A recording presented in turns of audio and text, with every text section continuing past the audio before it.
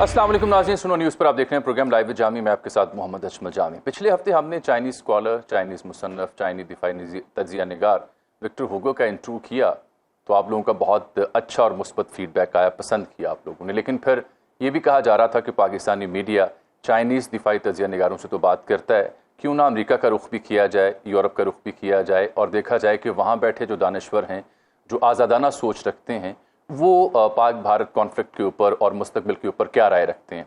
तो इस सिलसिले में आज हमने रब्ता किया है। वाशिंगटन DC में बेस्ड हैं माइकल कुगलमैन। ये साउथ एशियन एनालिस्ट हैं, जनूबी एशिया के उमूर के माहिर हैं। इस इशू के ऊपर साल साल इन्होंने लिखा है, देखा है, तनकीद भी की है और कॉलमनिस्ट हैं फॉरेन पॉलिसी मैगज़ीन के लिए। बहुत ही प्रेस्टीजियस ये मैगज़ीन है, जो लोग सोशल मीडिया यूज़ करते हैं उनके इल्म में होगा माइकल कुगलमैन की प्रोफाइल के हवाले से और उनकी जनूबी एशिया पे जो दस्तरस रही है ओवर द ईयर्स, उसको भी वो मानते होंगे। तो आज हमारे इस प्रोग्राम में खुसूसी तौर पर माइकल ने हमें वक्त दिया। इससे पहले कि हम उनसे गुफ्तगू करें, जो मेरी पाकिस्तानी ऑडियंस है उनकी खिदमत में मैं अर्ज़ करूँ कि माइकल ने रिसेंटली इस सारी सूरत हाल में कहा क्या है, क्या कह रखा है, इनकी ओपिनियन है क्या। ये मानते हैं कि जो 1971 का वाक़या था, उसके बाद हालिया जो पाक भारत जंग थी, वो उसके बाद सबसे बड़ा तसादुम है और ये समझते हैं कि पाकिस्तान और भारत के दरमियान जो कशीदगी है वो काफ़ी अरसे तक बरकरार रहेगी। इनका ख्याल ये है कि नाकदीन को परवाह नहीं, लेकिन फिर भी दुनिया से भारत हिमायत हासिल करना चाहता है सिर्फ दहशतगर्दी के मौजू पर, लेकिन दुनिया को मेजर पावर्स को तवज्जो देनी चाहिए न्यूक्लियर हथियारों के ऊपर। फिर ये अमेरिका और भारत के ताल्लुकात के हवाले से इनकी राय है कि ये पेचीदा हो रहे हैं। ये समझते हैं कि जो भारतीय पॉलिसी साज हैं उन्हें लगता है कि अमेरिका का भारत पर उस तरह से एतमाद नहीं रहा जो इस जंग से पहले था। और जो पाकिस्तानी वफ्द गया हुआ है बिलावल भुट्टो जरदारी की सूरत में बैरून मुल्क और शशि थरूर का, उसके ऊपर भी इनकी एक राय है और ये समझते हैं कि पाकिस्तान दुनिया को बावर करा सकता है कि पाकिस्तान और भारत के दरमियान तनाज़ा किसी भी वक्त बिगड़ सकता है। तो चूँकि इनकी एक्सपर्टीज़ ही जनूबी एशियाई उमूर हैं, तो इसलिए ये सब सवालात इनकी खिदमत में हम भी रखेंगे। Thank you very much, Michael, for sparing some time for my show today. You have followed India and Pakistan tensions and their bilateral relations and their conflicts for ages. Did anything in this last episode really surprise you? Well, I mean, unfortunately, the crisis and indeed the conflict itself was not that much of a surprise because we have seen a pattern in recent years where there's an attack, a terrorist attack in India, which India blames on Pakistan, and then you have Indian military action, which has become a crisis and a conflict. We saw this in 2019. Of course, in 2016, India launched some surgical strikes in Pakistan after there was an attack in India.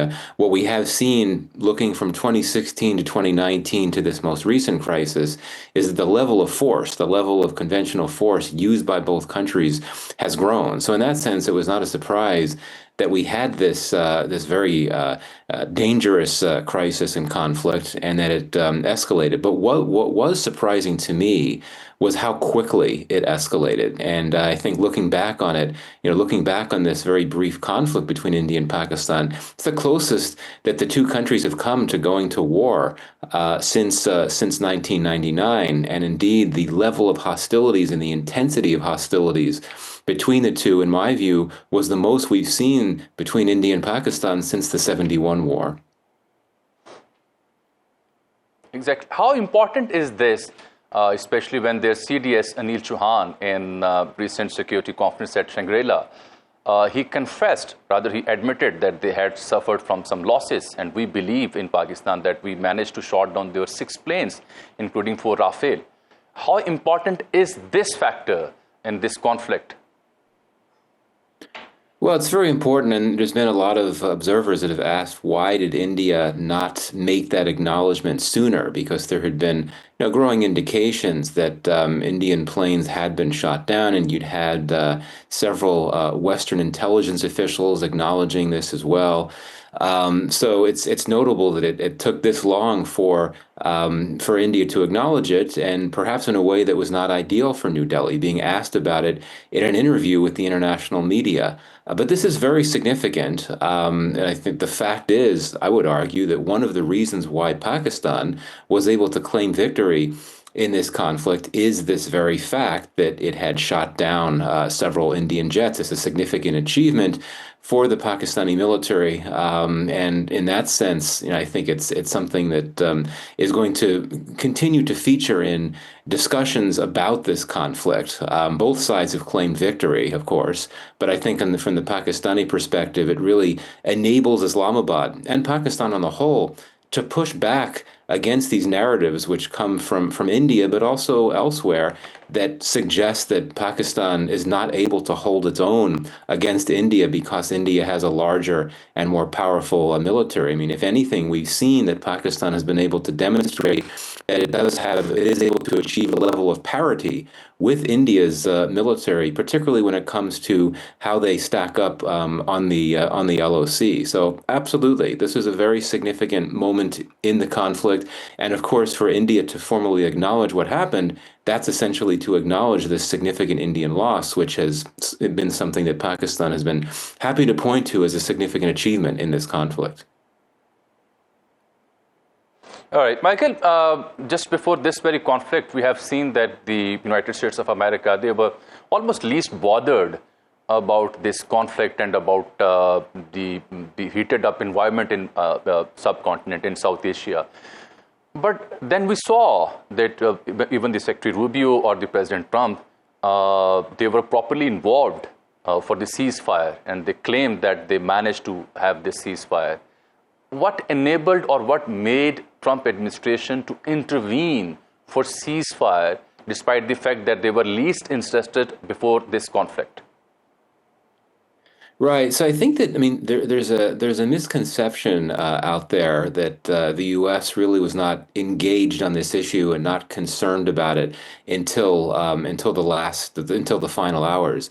But I would argue that even though President Trump and Vice President Vance earlier on in the crisis were saying that it's not for the U.S. to get involved in, they need to figure it out themselves, and they will, the State Department was consistently and actively engaged, and Secretary of State Rubio, who really was the lead U.S. actor in terms of the U.S. response, he spoke with his counterparts in India and Pakistan several times before the ceasefire talks began. And it seemed like every day when there was a State Department press conference during the crisis, the State Department spokeswoman would say that something to the effect of, the U.S. is not watching this from afar, we're engaged, we're focused on it. So in terms of what prompted the U.S. to actually start intensifying its engagement, because indeed it's one thing for the State Department to call for de-escalation and to talk to counterparts. It's something else completely to actually be pushing for a ceasefire. Honestly, I think it was nuclear escalation risks, and it's unclear to me what particular incident might have triggered these concerns on the part of the U.S. The New York Times, among other international media, indicated that the U.S. had received troubling intelligence. But I think that we could look perhaps to when India targeted the Noor Khan air base in Rawalpindi, which, as you well know, is a pretty significant sensitive site. So I think that, it's a pattern that we've seen in the past when the U.S. gets diplomatically involved in these India-Pakistan crises. It's when things escalate to the point that the U.S. Worries about the risk of nuclear escalation. So I think that's what prompted Secretary of State Rubio and later on Vice President Vance to become actively involved. I don't necessarily think President Trump himself was directly involved, even though he suggested he was. But I think it really comes down to those nuclear escalation risks that prompted the U.S. government to push up these efforts to get to a ceasefire. I do Michael, not think that. Yep, go ahead. Yeah, let me put it in easier words, in simple words for our audience at large. What I understand from your analysis, did nuclear signaling play an important role in de-escalation? Simple. It's hard. There's so much.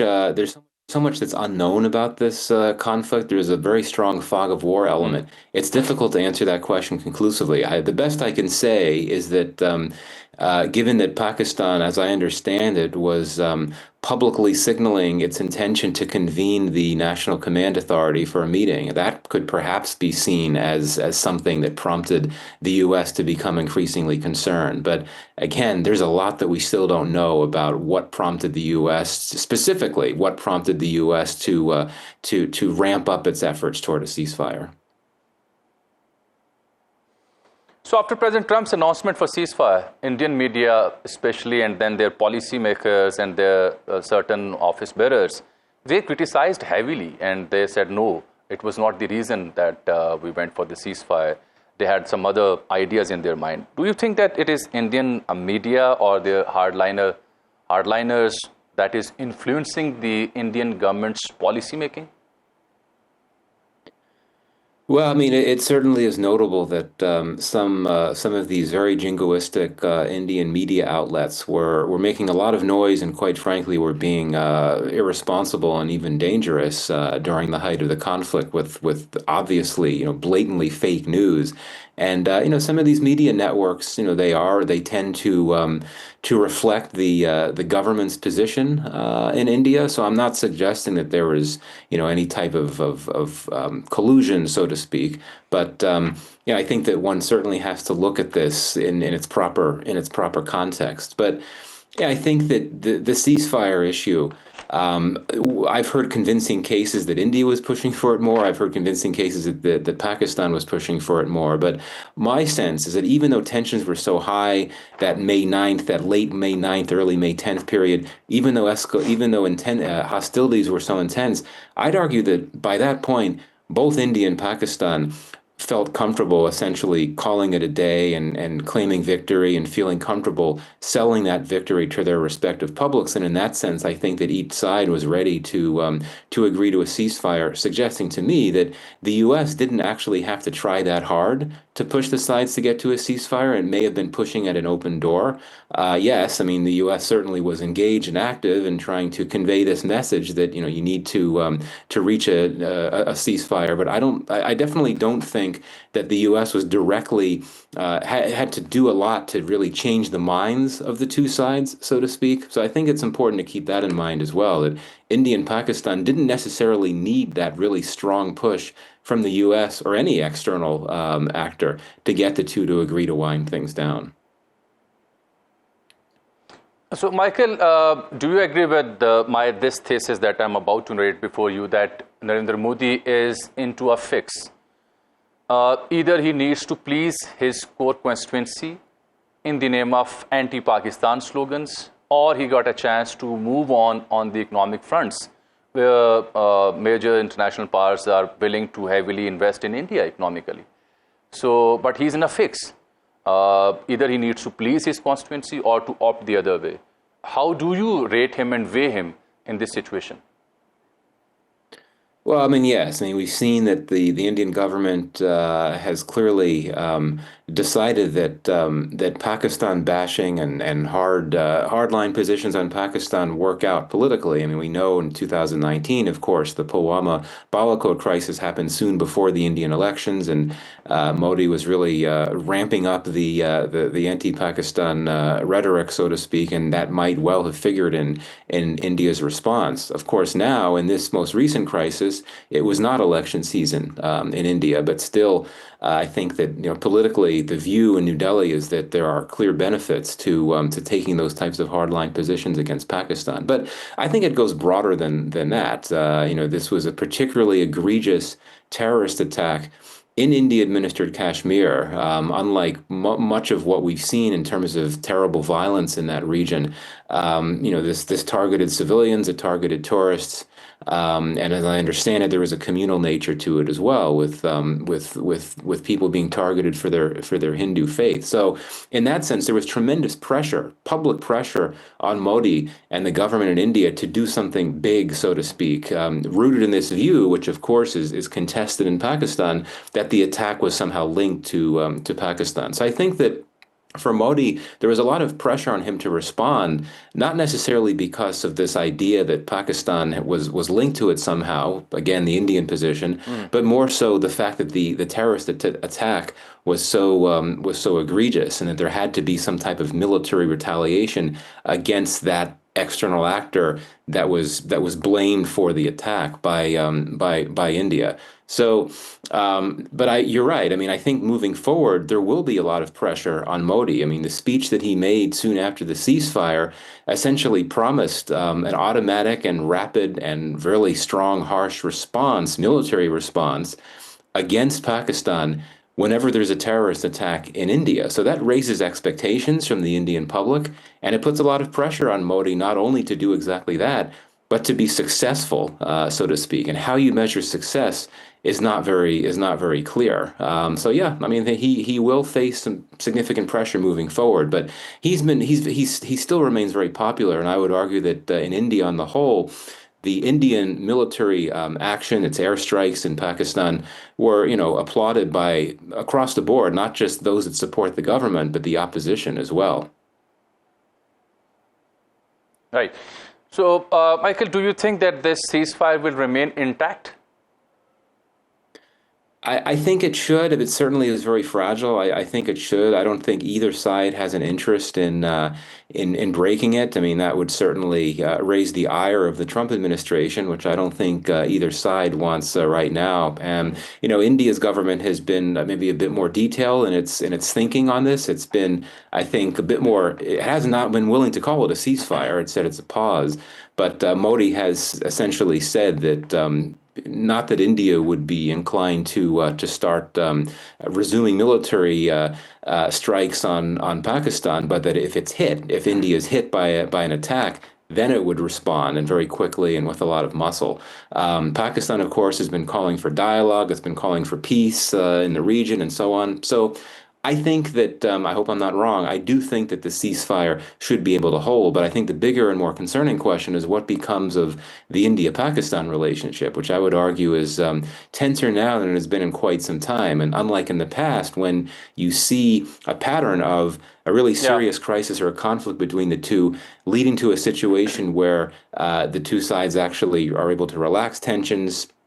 After the 2019 crisis, 2 years after that, you had the LOC truce. But I'd argue that in this case, things are a lot different, and there's good reason to believe that this relationship will remain ice cold for quite some time. Exactly. You were just talking about the public pressure on the Narendra Modi, the Prime Minister of the India.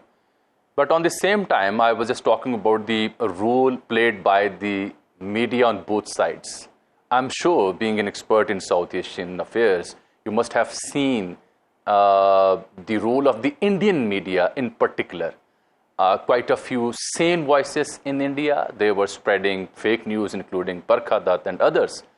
And when I talk about their local media in Hindi language, unbelievable. They were just a classical example of warmongering, and they were just airing some fake news. How do you see Indian media's role in this hype, and in comparison with Pakistani media? No, absolutely. I mean, the Indian media was especially loud and relentless in its disinformation.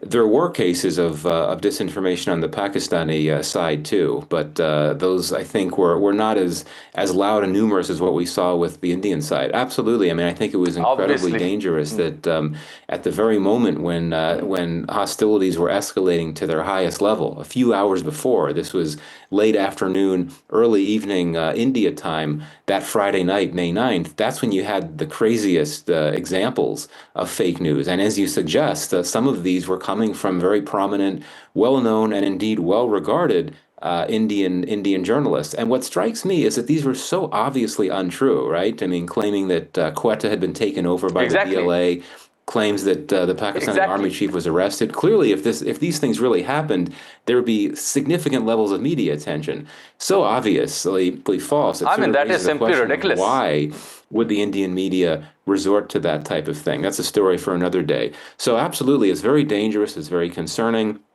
But I would note that you did have, if you broaden this not just to the traditional media but to social media as well, there were some cases of disinformation from the Pakistani side as well, including some accounts that were claiming that Sikhs in the Indian army were defecting, things like that. But indeed, I think what stands out in this conflict, which had the most disinformation, but Michael, you are right. But let me tell you honestly, you are right. You are right. I respect your opinion, and somehow you are right. But let me tell you honestly, there is no comparison between the amount of fake news that went on air on Indian media, and the amount of fake news or misinformation or disinformation spread here in Pakistani media. As far as those social media accounts are concerned that you were citing, I can vouch for that those were not, responsible journalists, those were not known anchors or known political entities. Might be some random social media users who were driven by the misinformation. Unlike Indian side, where I can count on Barkha Dutt, Arnab Goswami, Republic TV, and etc. and etc. Let me continue from here onwards. I need to take a short break. Please stay with me. Welcome back. We are having Michael Kugelman in our show today. Michael, thank you for being with me yet again. Just today, I was reading a detailed piece by Jagannath Panda, who is a writer at The Diplomat, and he is the head of the Stockholm Center for South Asian and Indo-Pacific Affairs. And he penned a detailed piece, and its headline is "The EU's Response to Pahalgam, a Missed Opportunity." And he's talking about the role of the EU as far as the Pahalgam incident is concerned, and their diplomatic support for India, which is, in other words, is making a complaint that they did not respond to our call up to our expectations. So, if there were some explicit evidence against Pakistan existed, India's own allies like European Union and other major powers would not have stepped back. Don't you think so? It's time for New Delhi introspects why, despite its economic clout and military might, the world is not buying their story. That's my conclusion. No, I think this is an important consideration.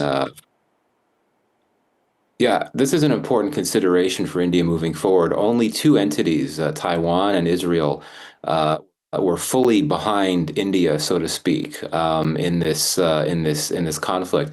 I mean, the problem for India, quite frankly, is that it wants the world to see these types of crises and conflicts as something that is completely rooted around the issue of terrorism and cross-border terrorism.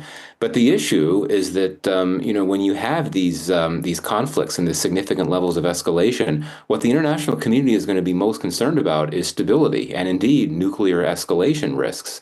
So in that sense, it's not surprising that most countries around the world, including most of India's closest partners, Russia, the US, others, were most focused about de-escalation, not most focused about on this issue of terrorism and stepping back and suggesting that India should do whatever it pleases to address this terrorism concern. It's only natural and only understandable that the international community would respond that way. So I would argue this in closing: while much of the world, including the US, sympathizes with India's concerns about terrorism, when it all comes down to it, when you have an attack and then India stages airstrikes in Pakistan, it's only natural that the world is going to be most focused on the risk of an escalation, given that you have two nuclear-armed nations. It's very unusual, highly unusual, for two nuclear adversaries to engage in force against each other. So it's, again, only natural that the international community would be most focused on the issue of nuclear escalation risk, which is not the way India wants the world to see things, but that's basically how it's going to remain.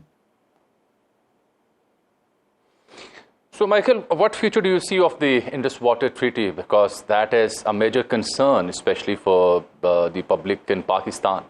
Yeah, I mean, this is, I think, one of the biggest concerns post-conflict is what becomes of the Indus Waters Treaty. I don't need to tell you and your audience what the long-term implications could be for Pakistan and its water security. I do not think that India will be inclined to return to the treaty. My sense is that India, for quite some time, had been looking for an opportunity to back away from it. So I don't think it would want to come back to it. It thinks the treaty is unfair and that it allocates, 80% of the Indus Basin waters to Pakistan. So I don't, and given that India's condition for returning to it is basically comes back to the terrorism issue, that Pakistan has to stop sponsoring terrorists, sheltering terrorists.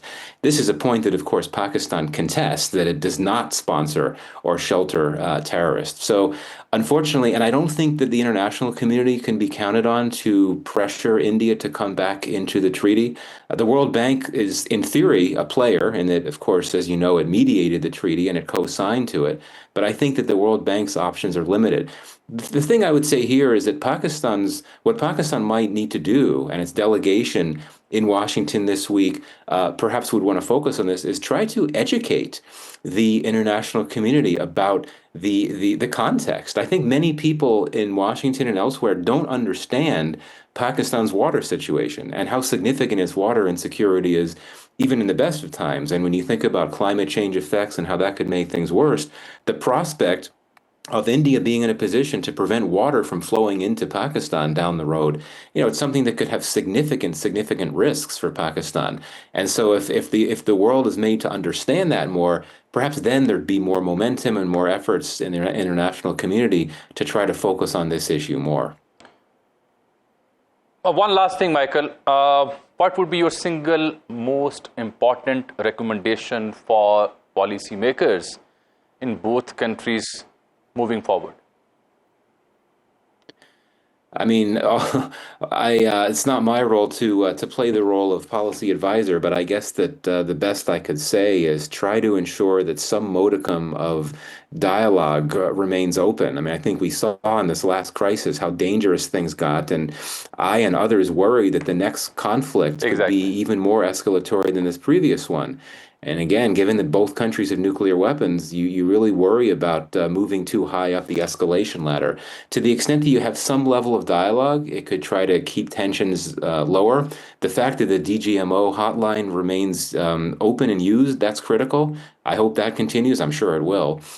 But all I could say is that hoping that both sides, particularly the Indian side, because they've been more resistant to the idea of dialogue, will be receptive to the idea of keeping some channel open for talks, just to ensure that things don't risk getting out of control again. Quite sane of you, Michael. Thank you very much for your time for our viewers here in Pakistan. Many thanks.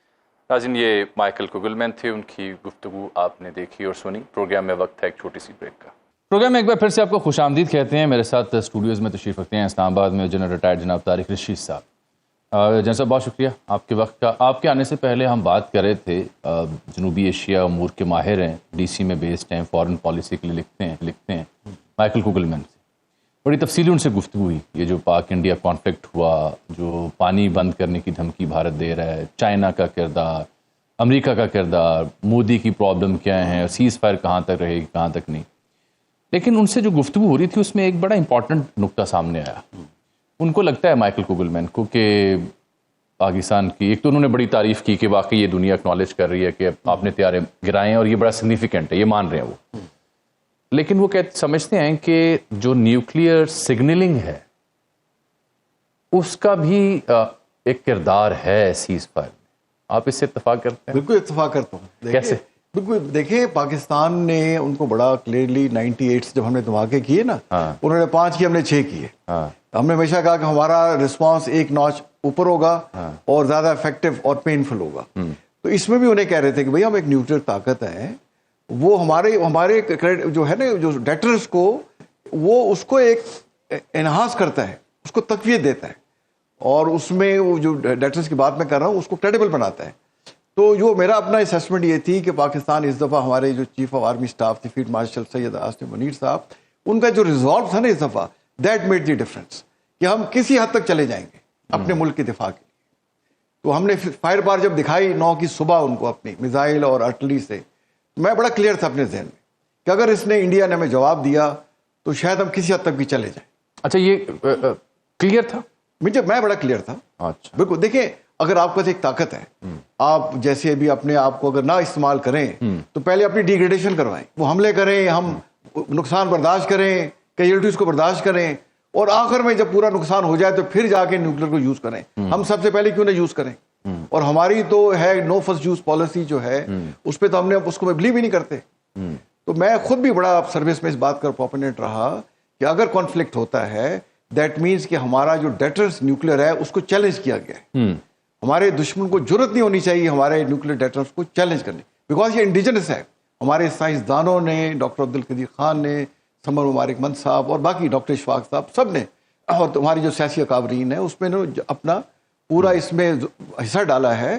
तो ये अपना indigenous है, credible है। अगर हमारी sovereignty को undermine करता है, हमें कोई झिझक नहीं होनी चाहिए उसको इस्तेमाल करने की अगर जरूरत पेश आती है। So we were all set to go for any extent. मेरे अपने ख्याल में, और ये रिजॉल्व पे उन्होंने घुटने टेक दिए। देखिए, इस रिजॉल्व ने मजबूर किया उनको कि इस दफा उस तरह जो लीडरशिप है वो किसी भी हद तक चली जाएगी। اور تو پھر اس لیے انہوں نے گھٹنے ٹیکے. دیکھیے انہوں نے اپنے لینڈ اوفینسو لانچ ہی نہیں کیا, نیوی ان کی اپنے سمندروں سے باہر ہی نہیں آئی, اور فارورڈ ایئر بیس خالی کر کے پیچھے چلے گئے. ہمارا دیکھیں ان نے پیچھے چلے گئے. کیا کہنا چاہ رہے ہیں؟ میں یہ کہنا یہ چاہ رہا ہوں کہ فارورڈ ایئر بیس پہ جو رفیل ڈپلائی کیے ہوئے تھے, ٹھیک, وہ 14 کے قریب ہیں ان کے فارورڈ ایئر بیس سے, ٹھیک, جو پاکستان کے قریب لگتے ہیں, وہ ان کو اٹھا کے پیچھے لے گئے. اور جب ہم نے ان پہ جا کے بامبنگ کی اور اسٹریفنگ کی, میزائل گرائے, تو وہاں جہاز ہی نہیں تھے اس کی جگہوں پہ. یعنی وہ جو پاکستان کے قریب ان کی بیسز ہیں وہاں پہ رافیل نامی جہاز پھر اس کے بعد نہیں تھے, پیچھے لے گئے, گراؤنڈ کر دیا انہوں نے. اچھا, یہ بالکل خبروں میں آیا ہے, ان کو خود انہوں نے مانے ہیں پیچھے. اور انہیں جب 6 جہاز گرا دیے گئے, ابھی تک نہیں مان رہے. دیکھیں وہ جو chief of defence staff Anil Chauhan صاحب, تو وہ کہہ رہے ہیں کہ جی وہ جہاز, یہ میٹر نہیں کرتا کہ جہاز گرے ہیں, یہ میٹر کرتا ہے کہ کیوں گرے ہیں. بھائی کوئی بھی حادثہ اگر ہو جائے جہاز ہیلی کاپٹر کا, تو اگر کریش لینڈنگ بھی کرنی پڑے تو پراپر انکوائری ہوتی ہے, اور پورا اس کا حساب کتاب کہ ہوا کیسے. ابھی مائیکل کوگلمین بھی جو گفتگو کر رہے تھے وہ اس بات پہ حیرت میں مبتلا تھے کہ اتنا عرصہ انڈیا کو کیوں لگا ایکنالج کرنے میں, اعتراف کرنے میں. ابھی بھی دیکھیں نہیں کر رہے. اور وہ فرانسیسی وہاں پہنچ گئے. بھائی وہ فرانسیسی دنیا کا تیسرا ایٹمی طاقت تھی, اور میں نے خود فرانس کے ایکول میں لکھتا ہے کہ میں گریجویٹ ہوں. اچھا. اور میں نے وزٹ کی ہوئی یہ سارے یوروکاپٹر, ایرو اسپیشل وغیرہ کی جو آرگنائزیشنز ہیں. میں نے اپنے کورس میں 92-93 میں وہاں گریجویٹ تھا, میں نے وہاں پڑھا ہے بیٹھ کے 1.25 سال. تو وہ یہاں آئے ہوئے, اور انہیں کیا کہہ رہی ہے جامی صاحب, انہیں کہہ رہے ہیں کہ جی آپ نے ہمیں ساری اس کی وہ کوڈز نہیں دیے, تمام آپ نے کوئی کوڈ چھپائے ہم سے تھے. وہ ان پہ الزام ڈال رہے ہیں. کیا آپ نے ہمیں صحیح والا رافیل نہیں دیا؟ نہیں, صحیح والا تو دیا, پورے اس کے کوڈ نہیں دیے, اور ہم اس کے فل پوٹینشیل کو یوٹیلائز نہیں کر سکتے. اچھا بھائی آپ یوٹیلائز تو بندے نے کرنا جو مشین میں بیٹھا ہوتا ہے نا. دیکھیں ہم سے وہ ہمارے اورنگزیب صاحب نے بڑا شاندار جملہ بولا تھا, وی ایم اورنگزیب نے, کہ رافیل ایک اچھا پوٹنٹ تیار ہے, ڈیپینڈ کرتا ہے چلا کون رہا ہے. It's the man behind the gun which matters. اور ہم نے یہ پروف کیا. دیکھیں ان کا ڈیفنس بجٹ ہم سے 10 گنا زیادہ ہے. ہمارا 7.6 بلین یا 8 بلین ڈالر لے لیں, وہ 80 بلین ڈالر ان کا ڈیفنس بجٹ ہے, 10 گنا زیادہ. تو یہ پاکستان نے انہیں عبرتناک اور تاریخی شکست دی ہے, اور وہ دوبارہ جرت نہیں کر سکتے پاکستان کو انڈرمائن کرنے کی. جہاں تک ہمارا آپ نے بات کی نیوکلیر والی بات کی, وہ ہمارا ڈیٹرنس ہے, ہمارا وہ ایسٹ ہے, اور ہمیں کوئی دریک نہیں ہونا چاہیے اگر جرت کرتا ہے دوبارہ اس کو یوٹیلائز کرنے کی. یہ میں آج حوالہ دے رہا ہوں پروگرام میں, ڈپلومیٹ میں بڑا تفصیلی مضمون آیا ہوا ہے جگرناتھ پانڈیا کا. یہ جنوبی ایشیا امور کا ماہر بھی ہے, پرو انڈین کانٹینٹ جنریٹ کرتا ہے. اس نے یہ مضمون لکھا ہوا ہے ڈپلومیٹ میں, میں نے اس کا حوالہ آپ کو دیکھنے والوں کو پروگرام میں دی ہے. اس میں اس کا شکوہ یہ ہے کہ جو یورپین ایلائز ہیں انڈیا کے, وہ انڈیا کے ساتھ اس طرح سے کھڑے نہیں ہوئے جیسے اس کو توقع تھی. اب ہم پیرالل بلاول کا مشن ہم نے ڈپلومیٹک منورنگ کے لیے بھیجا ہے, ششی تھرور بھی گئے ہوئے ہیں. So what do you expect from it, especially from the parts جہاں پہ یہ جا رہے ہیں, اور جو شکوہ جگرناتھ پانڈا بھی کر رہا ہے. دیکھیں پانڈے صاحب کو احساس ہونا چاہیے کہ یورپی یونین ان کے ساتھ کھڑی تھی. ہاں جی, فرانس یورپی یونین کا حصہ ہے. اس نے ان کو رافیل بیچے, کس نے بیچے؟ لاما ہیلی کاپٹر جو آپریٹ کرتے ہیں ہمالائی کا پہاڑوں میں, وہ کس نے دیا ہوا ہے ان کو؟ وہ انہوں نے دیا ہوا ہے. میراج 2000 کس کا ہے؟ فرانسیسی یورپ کا دیا ہوا ہے ان کو. تو وہ تو ان کے ساتھ کھڑے ہوئے تھے. S-400 کس نے دیا ہے؟ رشیا نے دیا ہے. اور ہیپر اور ہیرن جو آئی تھیں ڈرونز, وہ کس نے دیا؟ اسرائیل نے دیا ہوا ہے. بھائی وہ آپ کے ساتھ کھڑے تھے, بٹ آپ کو جو مار پڑی, شکست ہوئی, اور آپ نے جھوٹ بولا. آپ نے جب جھوٹ بولا تو جھوٹ کے تو پوائنٹ نہیں ہوتے, تو کون آپ کے ساتھ کھڑا ہو؟ آپ کے جو جہاز گرے اور جو ایئر فلیٹ تباہ ہوئی, جو کل مجھے پرائم منسٹر نے کہا, ایک میٹنگ تھی صحافیوں کے ساتھ, انہوں نے کہا جی کہ 1-2 ممالک تھے جو بھارت کے ساتھ کھڑے تھے, ایک اسرائیل کا نام لے رہے تھے اور دوسرے کا نام ان سے ذہن سے نکل گیا. آج مائیکل نے بتایا کہ دوسرا ملک صرف تائیوان تھا. تائیوان اور اسرائیل تھے اونلی 2 کنٹریز جو انڈیا کے ساتھ. دیکھیں مطلب یہ تو ان کو شرم کا مقام ہے, اور پاکستان کو وہ آئسولیٹ کرنا چاہ رہے تھے. اللہ نے ان کو اتنا آئسولیٹ کیا ہے کہ اس کی مثال نہیں ملتی. کوئی دنیا کا ملک ان کے ساتھ نزدیک ترین, دیکھیں نا ہم کہتے تھے کہ وہ یہ انڈیا کو امریکہ جو ہے تیار کر رہا ہے چائنا کے خلاف, وہ ساتھ نہیں کھڑا ہوا ہے. اور اس کے بعد بھاگے گئے کہ ہماری صلح کروا دیں. Last but not the least, آپ کو لگتا ہے دوبارہ ایسی حرکت کر سکتا ہے بھارت جو ابھی ریسنٹلی تھی؟ دیکھیں بھارت میں الیکشن ہونے ہیں بہار میں, بہار میں نا, بہار کی جو ڈیٹس ہیں وہ اکتوبر-نومبر کی ڈیٹس ہیں. جب تک بہار کے الیکشن نہیں ہوتے, وہاں 40 سیٹیں ہیں لوک سبھا کی. اگر یہ مودی صاحب ہار جاتے ہیں وہاں سے تو 40 سیٹیں کھو دیں گے. इनकी हुकूमत सिर्फ 32 सीटों से कायम है। 240 सीटें इनकी हैं और 32 सीटें इन्होंने कोलिशन से ली, 272 से गवर्नमेंट कायम है।